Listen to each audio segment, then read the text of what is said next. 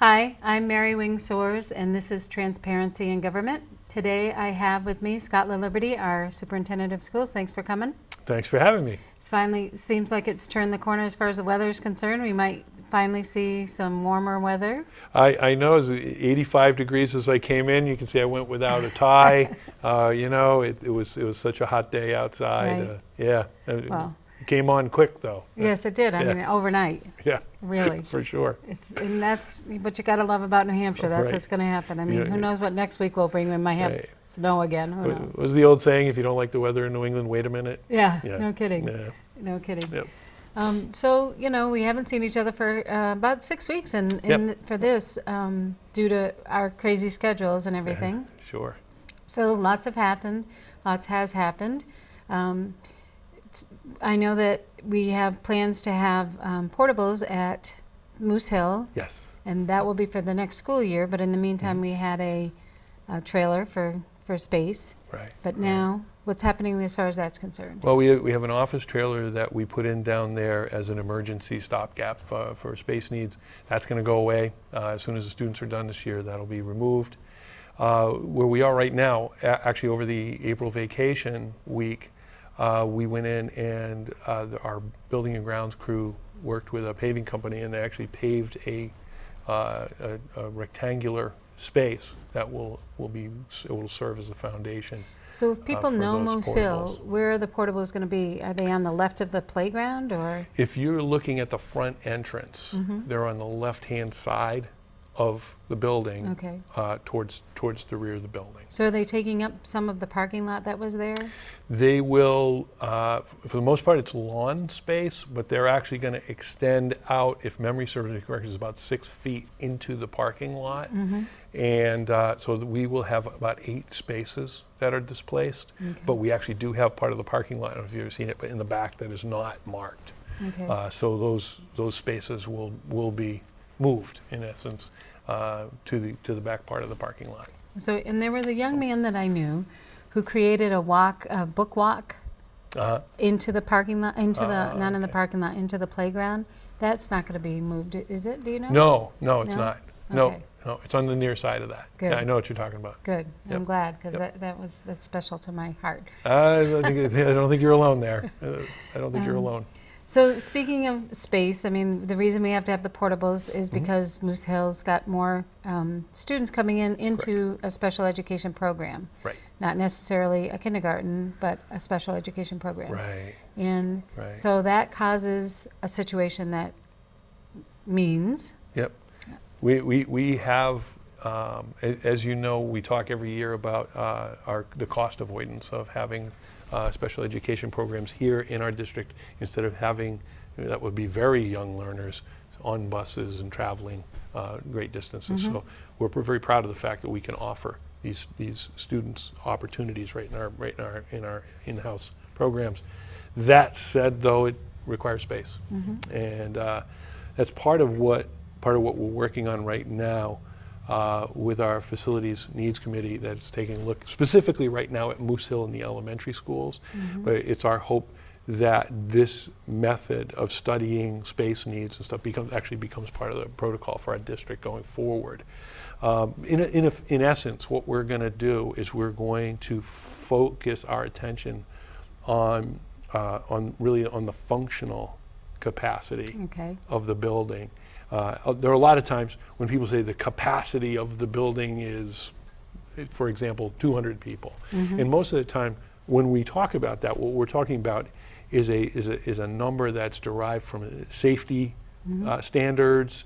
So you could have 300 people capacity in a cafeteria for an exhibition night or something like that. right, What we're really talking about is an equation that looks more at the use of the space. And that's why we refer to it as functional capacity.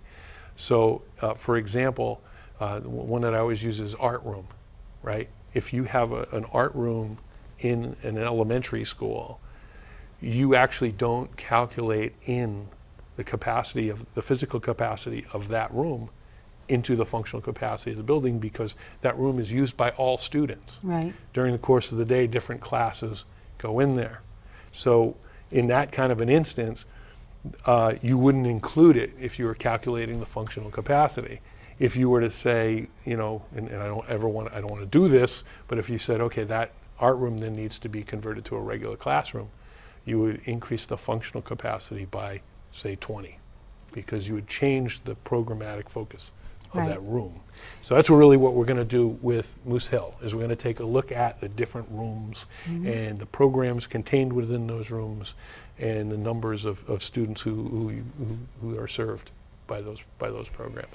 So I love that we have our programs in district. You know, I'm a special educator, and I just see the benefits of having these kids in their neighborhood schools. Absolutely. When does it become cost prohibitive for us to have them as opposed to cost avoidance? I think if you look at where we are right now, in the coming budget cycle, in the budget that was just approved by voters in March, our cost avoidance for next fiscal year is $10.1 million. So it would That's cost a lot us, of money. but that doesn't just include special education. That includes the electricity. You know, I mean, all of the energy savings that our workers. That's just cost avoidance for special education. Okay. That's just special ed. And included in that, what we do, Kim Carpinoni, our Director of Pupil Services, every year as a part of the budget process, what she does is she calculates the number of students that we have in our district who would otherwise have to be placed out of the district in special programs. She tallies up how much that would cost. She includes transportation in that. She arrives at a number and says, okay, for all of our learners who need these services, this is what it would cost. And then from that, she deducts the cost to us and to our taxpayers of what it costs to run the in-house programs. Right, so the So teachers. it's a net savings of $10.1 million. And if you think about that, you know, it's one of the things as we look at building projects and possible expansion, or even cost of a portable. The two portable classrooms or two temporary classrooms that we brought in this year cost total, including fit up, is $165,000. Now we really hope those are temporary, and we're going to do everything we can to make sure they are. That being said, you are a long way from offsetting a savings of $10.1 million. So the offshoot is, when we talk about, is there ever a point where it would no longer become cost effective? It could, but it's a long way from where we are right now. It would be two new buildings, you know. I mean, if you had if you had two $5 million elementary schools. We did some exploring in some research this past fall as we looked at Moose Hill and the different options for us to add a pod, if you will, to the end of Moose Hill. You know, I think the preliminary price that we got on that preliminary price estimate was $1.9 million. Right. To turn it, which, as you know, one of the things that's really interesting about Moose Hill is it's designed as flexible space. It could be a middle school. The corridors are wide because they built it that way in case they ever want to put lockers in. Right. Things like that. To add on, I believe it was 8 classrooms plus a cafeteria, which you'd need if you had either a full day school or a full day kindergarten or something. The total of that was still in the neighborhood of $6 to $7 million.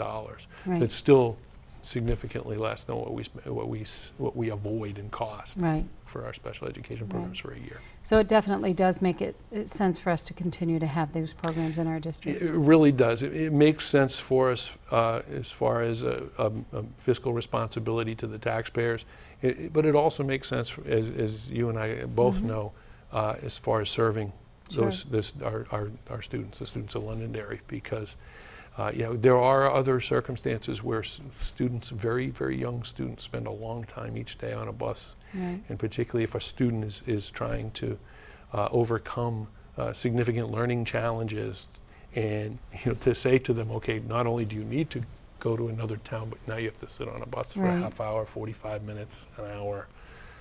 You know, you're really not serving them. Are these programs as local as like Manchester and Nashua and Salem, or? They can be. They can be that close. They can be as far away I'm trying to think off the top of my head of what some of our longer rides are. There are some down on the seacoast. There's some down in the Boston area. Wow. So yeah. Yeah, I'm familiar with one that's for older students that's up in the Plymouth area. Right. So it's a long ride. It is a long ride. Yeah. Yeah, you wouldn't want that happening. We don't want to go there.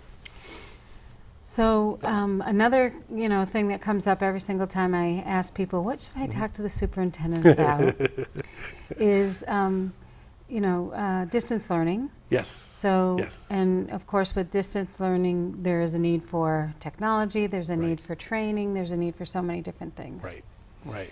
I know that we have our C3 meeting coming up on next Wednesday. Yes. And the topic will be distance learning. It's going to be distance learning, yeah. Right. Yeah. Very glad the C3 will be taking that up, and I'm sure it won't be the only time they'll take that up. Right. Yeah. Do you know, does the district have a plan for rolling out anything special for next year? I know the budget's been approved, so we know Yes. there's certain things that Yep. were in the budget. We're working on some infrastructure upgrades to improve accessibility and the speed of our access within each of the buildings. We're also doing a pilot of Chromebooks, as you probably have seen and heard. Chromebooks are something that are very interesting to us and have been for a while. The issue that we have is we have to have I would say a functional relationship with cloud-based solutions. In our instance, we're working with Google Drive and some of the tools that come with Google Drive, a classroom and whatnot. We feel like we're far enough down the road now that we can justify that. And I've got a lot of comments from parents who have actually chosen to go out and purchase a Chromebook for their own children and say, wow, it's very inexpensive. It is. I mean, it's very cost effective. Right. $250 you can get a piece. refurbished one for $125. Yeah, yeah. And, knowing kids and how well they take care of devices, Right. you might not want to invest more than that, but they would have it Yep. for, I actually did that myself, went out and purchased some to share with some of the people that I work with, and we think they're the best things.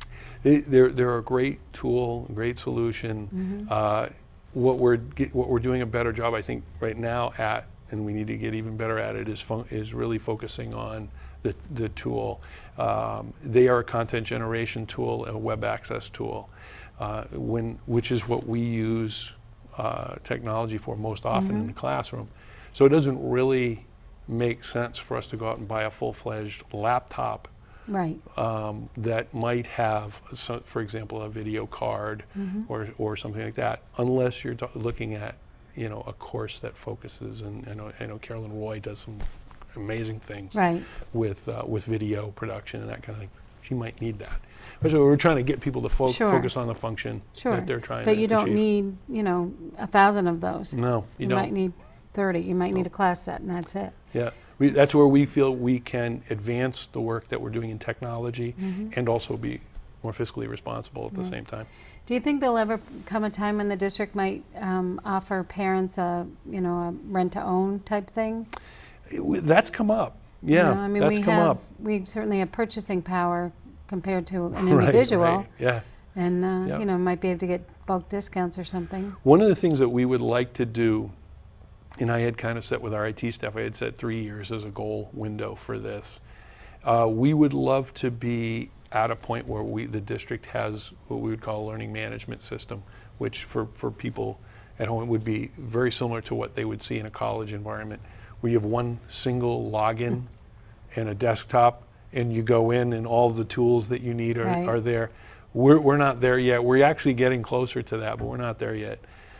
When we get to that point, I think that'll be a natural jumping off point for us to be able to say to people in our community, and even within our schools, I'm thinking about some of our teachers, you no longer have to have 4 or 5 logins. You no longer have to, you're mobile friendly, that kind of a thing. Right.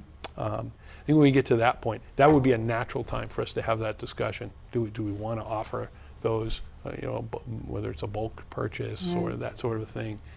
We've talked about one-to-one initiatives, and I've talked to people in other districts about one-to-one initiatives, and the thing I hear most often is, if you go to one-to-one before you have that learning management system, what you wind up doing is underutilizing. Sure. So that's where we're kind of aiming for Right. that. I keep calling it the front door, but it's that one. It's that one-stop shopping, if you will, where I want to, whether you want to see what library books your student has signed out, or pay for their lunch, or find out where their homework was, you go to one place. And I that's where we know, want to be. parents across the board would love to just have one place, because Yeah. right now they have Edmodo and Google Right. Classroom and Aspen and Yeah. so many different. Superintendent would like that too. Yeah. Yeah. Yeah. But and we are all very impatient when it comes to stuff like this. Right. And that's the hardest part, especially somebody who works in the middle school, because you only have 3 years with these kids, and Right. you're saying you want 3 years. Well, that's all I got. You're missing some. Yeah. Yeah. You're going to miss people. Hopefully we'll have it ready when they get to the high school. Well, right, and One of the things that I learned early on in my career when I got into the leadership end of things is there are times education does move very slowly, and it is frustrating. As I can be a very impatient person as well. One of my early takeaways from time in leadership is sustainability is the most important Sure. thing when it comes to implementing new things. right. I think we could very easily, if we were willing to make that investment, we could very easily put all of this in 1 year. But it would be an incredible amount of money. We would be asking just a remarkable amount of our staff and our parents and community members to learn all of these things all at once. Right. They would probably be overwhelmed, and their reaction might be, no thank you, Right. or things would be underutilized.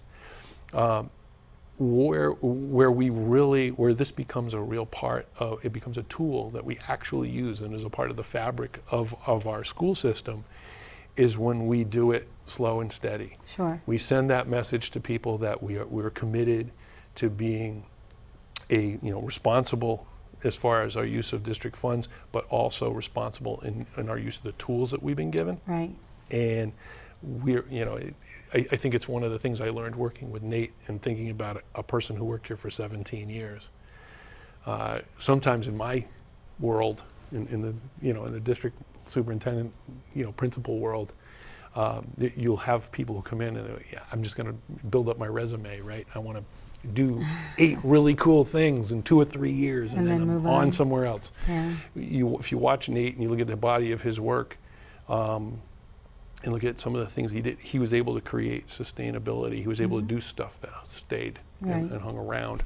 And that's why we think a lot about that. I think a lot about that when we're talking about technology, is that we really want these things to be meaningful and useful to teachers and useful to parents and community members as well. I don't want to break anybody's budget on top of that, but let's do this in a way where we're training people as we do it so that no one's afraid of it. And that's the key, the training. Yeah. That really is the key. Yep. You're almost at the end of your first full year as superintendent. I don't know where it went, but And it we went talk by about fast. how education moves slowly, but really time moves so quickly. It really does. Yeah. Yep. So we just have to be patient.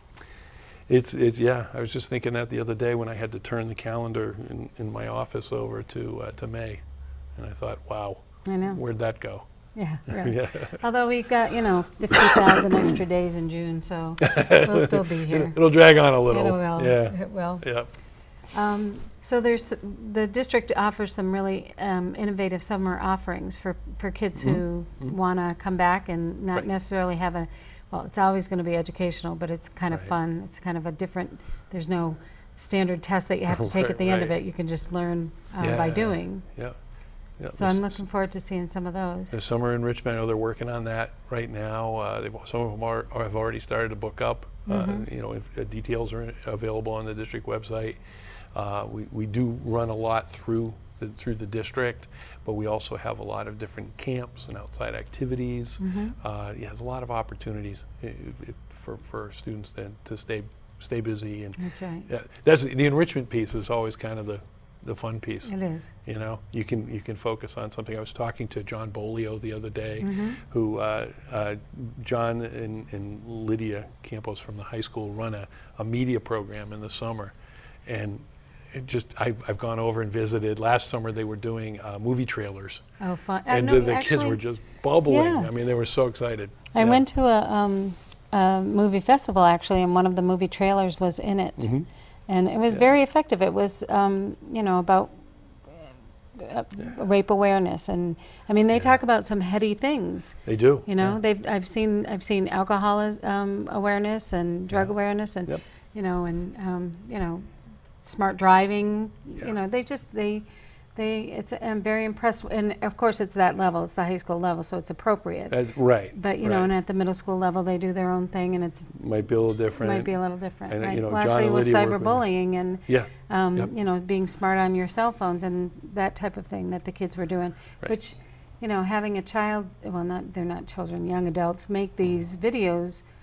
Their peers can relate to them much more than if an adult does it with their Right. point of view. We have different points of view. What do you mean you're doing that? Right. Yep. So Yeah. it's kind of exciting. Yeah, and it's fun to. I know that John and Lydia work with even right down elementary school students. You've got some very young people who Right. are fluent with some, I would say, not uncomplicated software. I'm just kind of watching, like, how'd you do that? Yeah, really. How about you teach me? Yeah. So Yeah. it's neat. It It's good is. stuff. It's almost as though they're intuitive, that they- Yeah.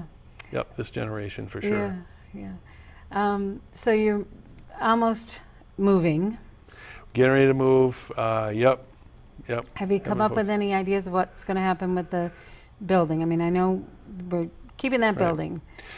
Right now, we haven't made any concrete plans, but we're planning to hang on to the building, the school district. We have had some discussions about record storage, which is right now, as you know, is in the beach. somewhat affectionately referred to as the beach, which is the basement of the high school with a dirt floor. Right. We've talked about getting that out of there. Of course, we have a couple of storage facilities that are things that are actually paid for. We're gonna clear out of there and save some money there as well. Our new facility will have a lot more storage capacity in it, so a lot of the records that we use, that we access daily, will be up there. But the existing facility haven't really, it's, as you know, it's in the day to day, and every once in a while it gets real busy. But every once in a while, I'll get an update on how things are going up at Kitty Hawk, where the new district office will be, and I actually haven't seen it yet. Right. So we'll see how quickly that evolves. We're planning the actual physical move and the change of address in early July. Okay. Yeah. And so your office hours will remain the same. You'll be up 8 to 4:30, right? We will. We Yeah. will. Regular summer hours, I think we usually go to 8:30 to 4 in the summer Okay. and shorten up a little bit. It'll be the same. We'll have all that posted at Sure. the existing current district office on the website. We're talking about doing some different things. We'd like to do an open house Yeah, at the I new think that'd place be this very summer. Nice. Welcome people and show them around a little bit, so we make sure that people can find us and so there's access. I know the owner of the building talked to us the other day about signage. He's going to actually put up a sign for us that will help people to find us. Good. Down on the main road. So Perfect. yeah, Well, it sounds great. it is what it is. It is what it is. We're almost done with the school year. Yeah. It's the sprint, right? Right. It's the end of May and through into June. Yeah. Yeah. All right. Well, thank you so much for coming. I My appreciate pleasure. My pleasure. the update on everything. Folks, if Right. you ever want me to ask Mr. Laliberte any questions that I don't ask, please let me know. You can contact me through so many different ways, but certainly here at the Access Center. Thank you very much for watching. This has been Mary Wing Soares and Transparency in Government.